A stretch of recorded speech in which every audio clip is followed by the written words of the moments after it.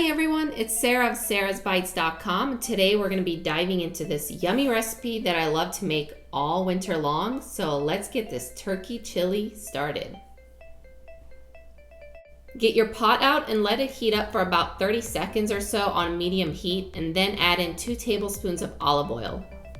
To get started, we'll brown 1 pound of lean ground turkey meat and just use a wooden spoon or spatula to kind of break that apart.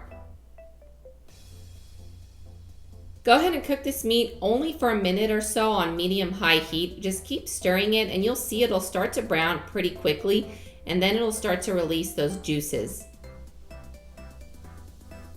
Do not worry about the meat still being pink here because we're going to add in the veggies and it will continue to cook.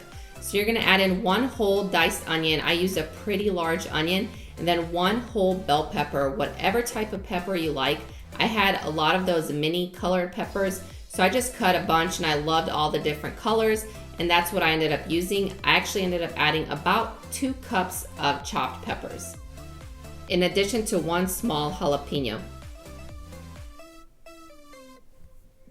At this point, give everything a good stir, add in your 2 minced garlic cloves, and you're gonna let everything saute for about 10 minutes on medium heat and just stirring it occasionally so nothing sticks to the bottom. When those 10 minutes are up, you're gonna add in 2 tablespoons of tomato paste and just give that another mix. Now I kind of cheated here and used store-bought chili seasoning. I used one of those bags of mild chili seasoning, the local grocery brand kind. I usually make my own in Tupperware and save it for when I make chili. I did not have everything on hand today, so if that's the route you take, it's gonna taste the same, I promise. It'll still be good. Just make sure you guys look out for the bags with no MSG on it. Now make a little well in the middle and you'll just add in a 1/4 cup of dry red wine.